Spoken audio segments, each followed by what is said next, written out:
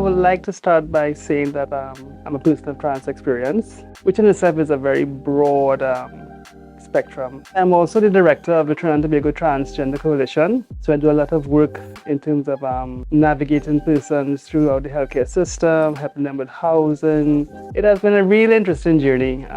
It really started with me doing HIV work, HIV advocacy, bringing persons and mainly men who have sex with men, MSM community, towards testing, getting them into treatment and care, and from then it just branched out.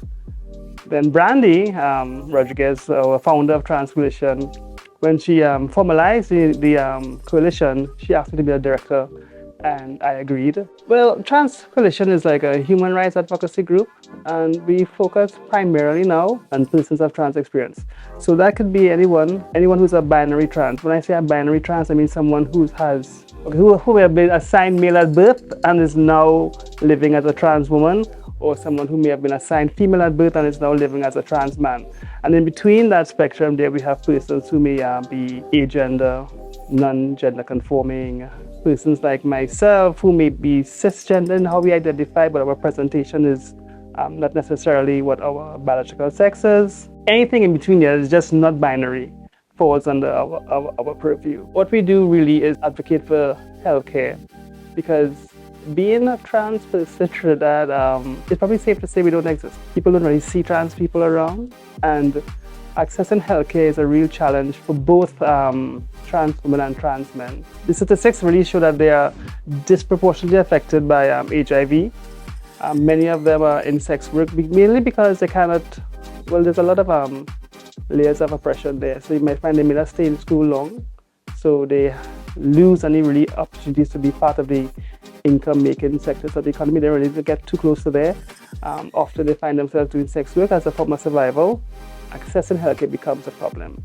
It may be available as a citizen of Trinidad and Tobago. Yes, it is available for you, but it's really not very accessible. But one of the things we do at Trans Coalition, and sometimes in conjunction with ITEC as well, is that we try to sensitize healthcare providers to meet with trans persons from a trauma-informed point of view when it comes to delivering healthcare. We have already accepted or established that trans persons are already at high risk for gender-based violence. The problem with accessing healthcare is that when you get there is a disconnect between sex and gender, and that sometimes throws off the healthcare provider. So that becomes an issue in terms of just accessing the healthcare. When you get to the healthcare office now, you have to deal with the kinds of discriminations that you would face, whether the guard looking at you funny, they wouldn't call you by your pronoun. I'll take Brandy for example. Before Brandy passed away, she was feeling very, very ill, and she took herself to Mount Hope. The wait is already horrible for the average person. It becomes more horrible for the trans persons, because people there are now watching her and saying, well, that's a man. That's the way they just invalidate who you are. A lot of the other nurses or other staff around will now come to want to see the file or see the person and be the person. So in that moment, Brandy starts to feel singled out in the situation. You're not getting help, but everybody wants to come with the file to open, to pretend to be concerned because they want to see this trans person. So a lot of our work at the Trans Coalition to debunk the harmfulness of this belief that there's such a thing that is privileged as cisgenderism, or that you don't have a right to access healthcare, or even if you do access this, that you have a right to be treated with dignity and respect. You know what has improved? That people actually have a conversation about same-sex relationships, and it might be one that is less of the standpipe quality that existed before. You could actually have a conversation that looks at citizenry and rights and inclusion. Beyond that, in terms of a real lived experience, nothing has changed. You still could get put out of your house because you're gay. There's still no protection from bullying, or there's no recognition of the hate crimes that occur against members of the LGBT plus community. Healthcare for a trans person, a person who's a transitioner especially, is very, very important. We don't have access. It is probably seen as cosmetic. If a woman went to have a double mastectomy because she wanted to have a flat chest, that is more in keeping with her identity. That is not happening. What you could do is fly to Cuba. They will do it there for you at your own expense. But that again becomes a problem because we have the economic, that becomes a financial barrier. Then the hormone replacement therapy, we don't have access to, so we have trans persons doing things at risk. So they will take birth control pills, which is very, very, very, very, very bad. It increases the risk of stroke.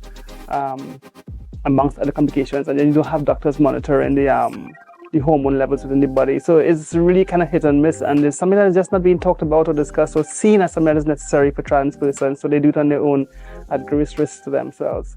The journey for a trans person is deeply intimate and very, very subjective, because it's really different from having a lesbian or gay or even bisexual or sexual experience. It is really something so different, and the way people come to terms with themselves and their identities is really, really, it's a very intimate thing. There's this great struggle that we all experience is the backlash of cisgenderism and how we navigate that.